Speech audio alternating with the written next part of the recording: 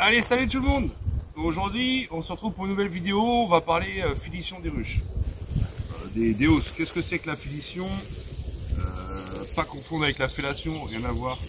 La finition des ruches, du coup, la finition des ruches, c'est qu'on va trier les hausses, les cadres pleins et pas pleins. J'ai certaines hausses qui sont pleines, donc elles, il n'y a pas besoin.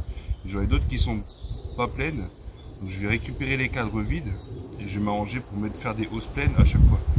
On trie les cadres en fait de hausse, on met les cadres je vais rassembler tous les cadres pleins dans les mêmes hausses que je vais mettre sur les colonis.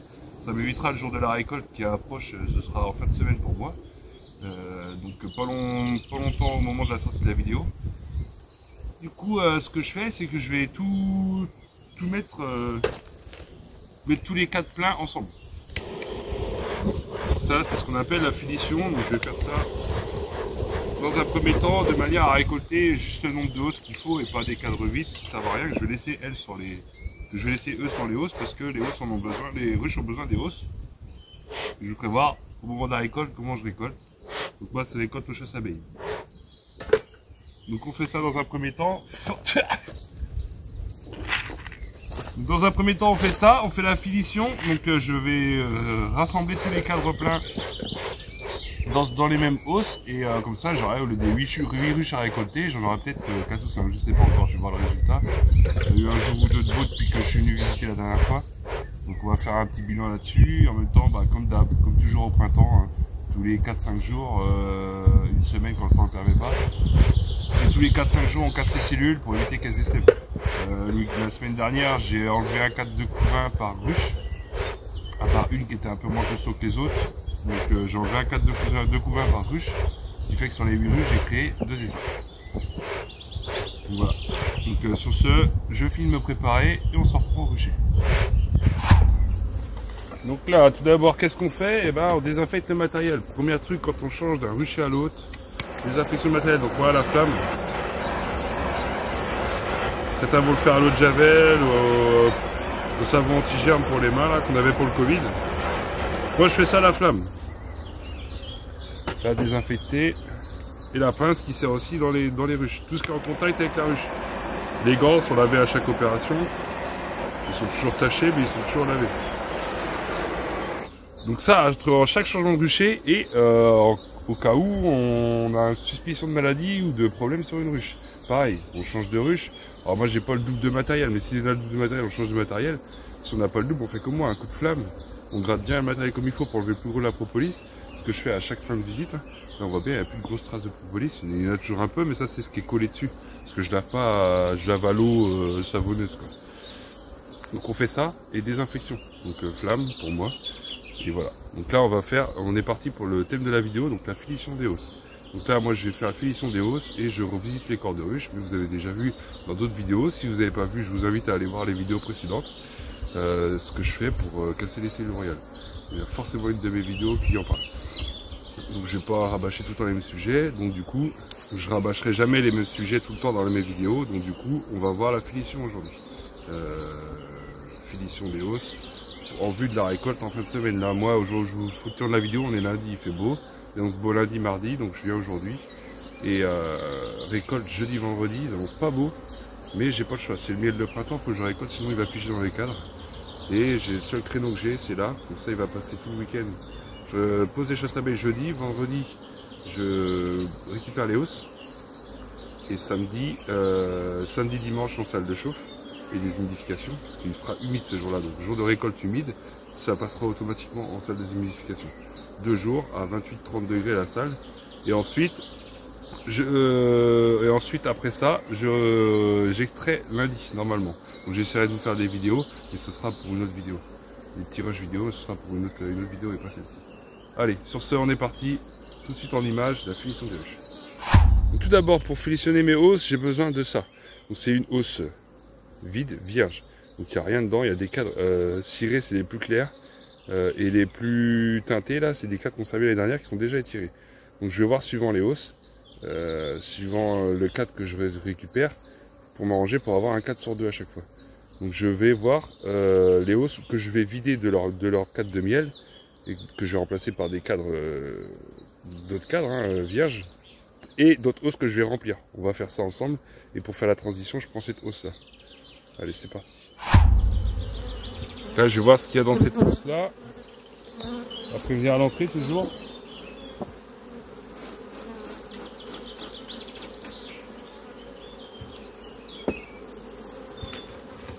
Là, on est au printemps, il y a une super activité à l'extérieur, on risque pas de déclencher de pliage. Hein. Faut pas se faire peur. Cet été, on fera plus attention, quoi. Là, je vais regarder cette hausse-ci, voir ce qu'il en est. Donc sur l'autre d'à côté, j'ai enlevé 2 cadres.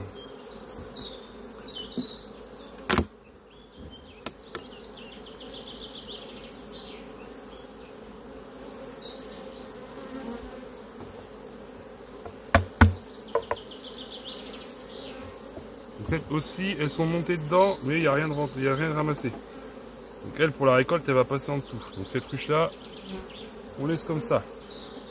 Je vais quand même regarder la hausse en dessous. L'autre doit être pleine. Ouais, l'autre hausse est pleine. Niveau perculation, on est comment? Là, c'est vraiment une préparation à la récolte. Hein.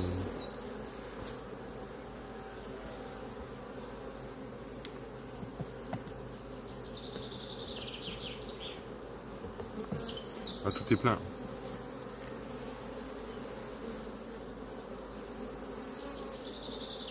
Tout est plein, celui-là un peu moins. Donc, je vais laisser comme ça.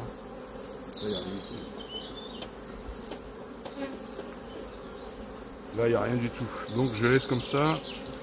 Ça, c'est plein aussi, ça, je crois. Il y a un cadre qui est pas... Il y a un cadre dans cette hausse qui est pas plein. Et celui-là. Donc, souvent, les rives, ça arrive. Hein. C'est très fréquent. Donc, on peut décaler, mais là, ça va être compliqué de décaler. Le gros cadre, il ira pas sur le côté là-bas. Celui-là, peut-être. Non, ça va être compliqué, là. Elles ont bien tout rempli, hein. Bon, bah du coup, on va laisser comme ça. On va ramener la hausse complète. Et celle-là, elle ira en dessous.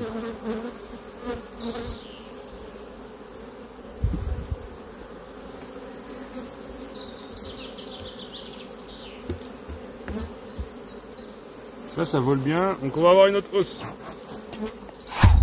Voilà, donc là, je viens d'enfumer l'entrée de la ruche en question. Celle-ci, je l'ai pas visitée jeudi dernier, parce que j'ai visité le lundi, celle qui me sautait à la tronche, donc j'avais arrêté mes visites là. Donc elle est là, une semaine.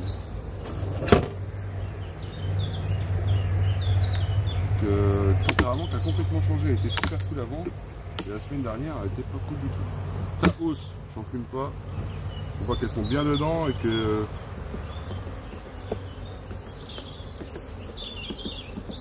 Ouais, il doit y en avoir 2 de vide là, les 2 du bout, on va voir.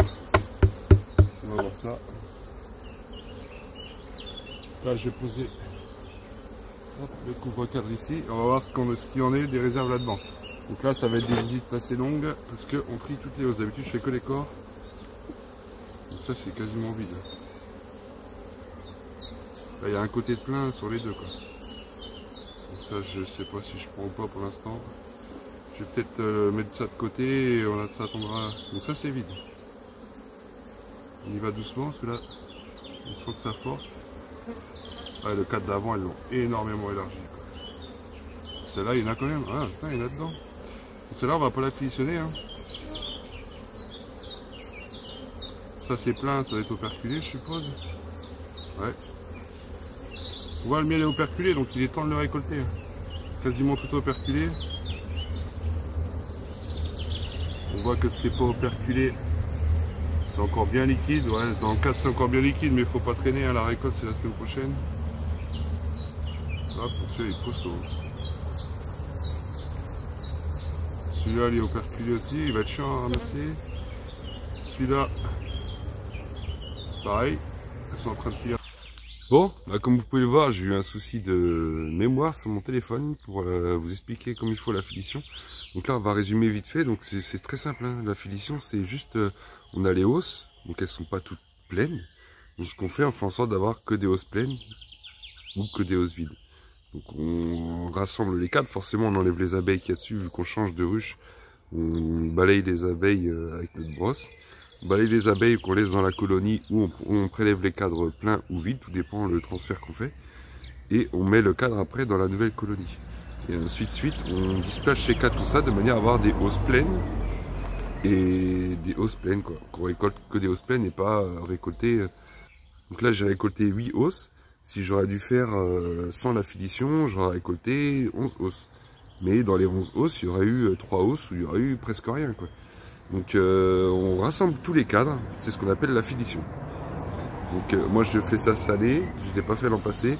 Mais après ça fait beaucoup de manip, ramener des hausses qui sont pas forcément pleines. Donc je préfère faire ça, ça prend un peu de temps certes. Moi j'ai pas beaucoup de ruches donc je peux me permettre de faire ça. J'ai 8 colonies en production, dont une qui vient d'essaimer. Pas de bol, elle a essaimé juste devant mes yeux pendant une visite. Donc j'avais 8 hausses sur le miel de printemps. Donc j'ai tout filitionné. Et là maintenant on va aller voir la pose du chasse-abeille. Moi je récolte, ma technique de récolte c'est chasse-abeille. Certains apiculteurs font au souffleur. Il existe plusieurs techniques, moi la mienne c'est le chasse-abeille. Donc c'est une technique qui prend un peu plus de temps certes, mais beaucoup moins stressante pour les abeilles. Après je critique pas le chasse-abeille, hein. Je sais que ça leur fait pas de mal les compagnies. Mais voilà, quand on a peu de ruches comme moi, on peut se permettre de faire au chasse-abeille. Et voilà, ça permet aux abeilles de descendre. Miel de printemps, on met le soir, on récolte le lendemain matin. Parce que c'est un miel qui fiche très vite. Donc si on vide les hausses des abeilles, le miel n'est plus chauffé, n'est plus maintenu à la température de la ruche. Et là, par contre, il va figer beaucoup plus vite. Donc moi, c'est comme ça que je procède. Voilà. Donc là, je vous laisse tout de suite voir la pose des chasse-abeilles et on fait un petit point à la fin. Allez, on va maintenant voir la pose des chasse-abeilles. Donc là, je suis à la veille de la récolte. Donc ce que je fais, moi, je récolte le chasse-abeille. Chasse-abeille, c'est quoi? Alors attendez, j'en ai un là. Chasse-abeille, c'est ça. C'est un couvre-cadre classique avec un trou ici. Et ce qu'on appelle le chasse-abeille. C'est-à-dire que les abeilles vont pouvoir, moi je vais le mettre comme ça sur la ruche, elles vont pouvoir rentrer dans le trou, descendre dans le corps de nuit, dans le corps de ruche cette nuit. Et moi, demain, j'aurai juste à prendre ma hausse, enlever mon chasse-abeille et remettre un couvre-cadre. Et j'emmène ma hausse qui sera quasiment vide de toute abeille. J'ai pas fait cette année, je sais qu'il existe une technique où on met dedans, on met sur le couvre-cadre, au-dessus de la hausse, de l'huile essentielle d'amande douce. Moi j'en ai pas, j'ai de l'huile d'amande douce, mais c'est pas l'huile essentielle, donc je vais pas prendre le risque de faire une connerie. Je vais attendre la prochaine récolte et j'essaierai de trouver de l'huile d'amande douce. Apparemment ça me fonctionne très bien. Les abeilles n'aiment pas cette odeur et en gros elles descendent dans le corps. Donc le lendemain il y a beaucoup plus de chances qu'il y ait moins d'abeilles dans la ruche, dans la hausse. Nous on va récupérer, je répète, demain. Donc, je vous fais voir tout de suite comment on fait ça, comme une visite classique. Hein. Sauf que là, j'ouvre pas les ruches, il fait pas assez beau, il y a trop de butineuses. Il y a trop de butineuses dans les ruches. Donc je les ouvre pas, juste je pose mes chasse-abeilles. Il y a un vent là qui est pas fou. Et il y a une colonie de fourmis dans ce couvre-cadre. Oh là là. Fourmis rouges en plus. Donc c'est pas grave en soi, c'est juste pénible pour les visites parce que les abeilles ça les dérange hein, quand on leur met des fourmis avec elles sont pas trop contentes. Donc là je vais laisser faire, je vous reprends, dès que je reprends la vidéo, je vais laisser les fourmis partir avant, je vais faire les autres ruches. Ok, les fourmis sont pas encore parties, je vous reprends sur celle-ci, donc là même punition, hein, c'est pareil. Donc là on lève le couvre-cadre, on voit qu'il n'y a pas grand monde, c'est une hausse que j'avais rajouté ça à la dernière visite que j'ai fait pour préparer justement quand j'ai fait ma filition. Hop. L'école de la hausse, on voit que dans celle du dessous il y a du monde. Hop. La hausse vide ici. La hausse vide là-bas et là j'ai remis que des cadres pleins. Cette hausse là elle est récoltée. Ce que je fais, je l'enlève.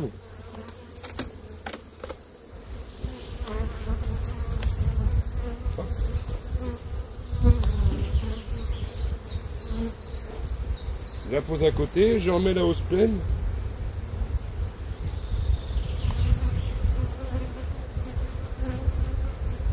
La hausse vide, pardon. Le chasse-abeille.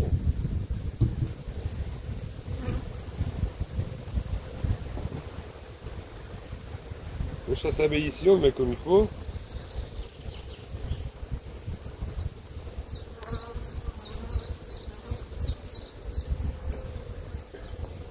La hausse pleine qui est là. Ça fait son poids.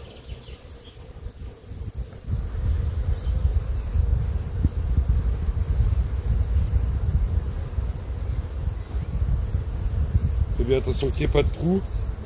Là, les abeilles vont devoir passer par mon chasse-abeilles pour aller dans la ruche. Du coup, demain, elles ne pourront pas remonter. Je remets le couvre-cadre.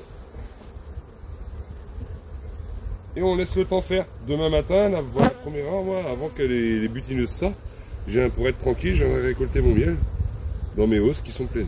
On voit, c'est un peu le bordel sur l'entrée de l'autruche. Voilà, c'est pas dangereux pour elles, mais c'est pénible, quoi. Les fourmis se défendent et les abeilles aussi, donc. Mais il n'y a pas péril, elles cohabitent très bien entre elles, c'est pas un souci.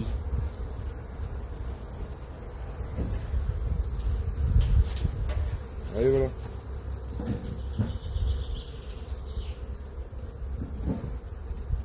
Elle est prête, on n'a plus qu'à revenir demain, récupérer tous les cadres.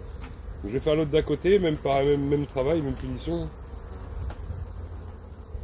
Là, il est un petit peu plus épais, les sons c'est vraiment juste pour 2 hausses, quoi. Allez, même taf à côté.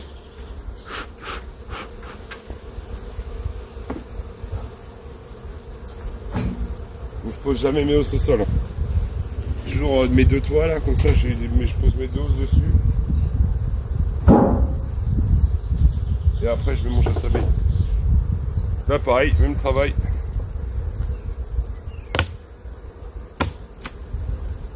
La hausse du haut elle est vide.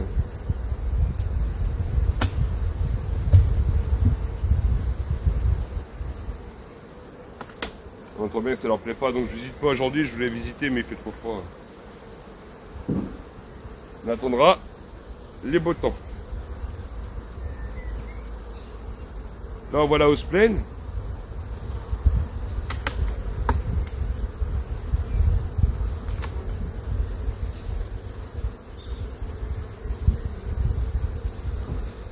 Je remets la hausse vide, on les embête pas longtemps.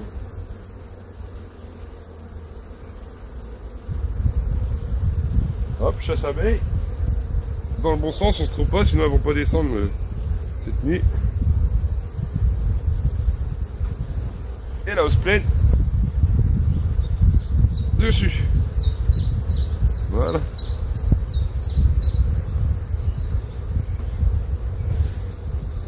Et on referme, terminé, fin de la visite.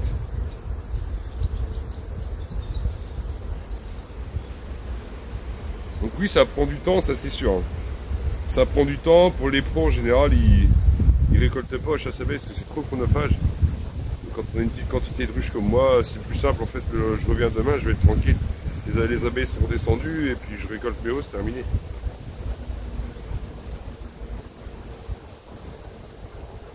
Bon voilà. Hop. Donc on a 4 ruches de fête. Donc ça demain matin, première heure, je récolte la hausse qui est au-dessus des chasses abeilles et l'autre elle reste parce qu'il y a le nombre d'abeilles. Toujours prévoir une hausse vide parce que les abeilles, la colonie s'est développée de sorte avec une hausse. Donc les abeilles qui sont dans la hausse, il faut qu'elles aient quelque part où se mettre, sinon ça va barber à l'entrée, ça va être. Et ils annoncent de l'eau là pendant 2 jours. Il faut qu'elles restent dedans. Quoi. Enfin, là on est jeudi, ils annoncent de l'eau vendredi, samedi, dimanche, lundi.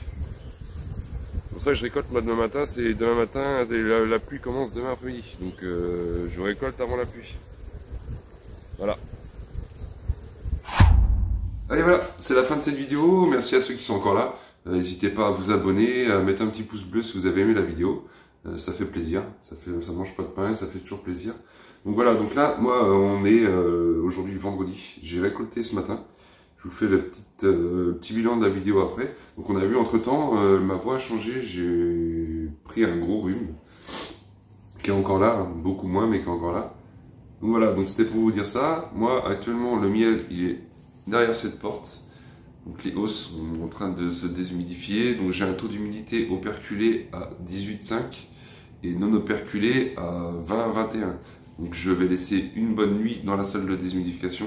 Et normalement, je devrais perdre logiquement, je contrôlerai demain matin, mais je devrais perdre logiquement en 24 heures 1 voire 2% d'humidité. Donc après, je serai dans les clous. Ça ferait une moyenne, je pense, aux alentours de 19% d'humidité, 18,5. Pour un miel de printemps, c'est compliqué de faire mieux. Surtout avec un printemps comme on a eu là. Sans salle de déshumidification, c'est impossible. Et là, je vais essayer de baisser de 2% pour un miel entre 18,5 et 19,5. Ce serait l'idéal, quoi. Parce qu'il faut savoir que les 4/5 sont operculés, donc les 4/5 sont à 18,5. Si je descends le reste à 19, ce serait le top, comme ça j'aurai un miel entre 18,5 et 19. Donc pour un miel de printemps, moi ça me convient largement. La législation, il faut savoir qu'on est tenu de vendre un miel au-dessus de 20% d'humidité, en dessous de 20% d'humidité, pardon. Donc, mais l'idéal, c'est de l'avoir le plus bas possible pour qu'il se conserve plus longtemps dans la durée et qu'il ne fermente pas, quoi. Mais après, en miel de printemps, c'est compliqué de le gérer, surtout le colza. Donc voilà. Donc sur ce, merci d'être encore là, et moi je vous fais voir vite fait un petit passage où je vous mettrai de la musique parce que c'est bruyant, c'est la salle de le déshumidificateur. Donc c'est une salle que je chauffe à 24 degrés.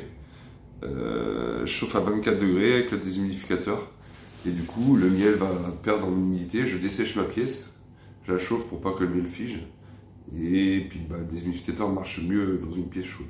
Donc voilà, je vous fais voir ça en image, en vidéo, et par contre je vous mets une petite musique parce que ça va être bruyant.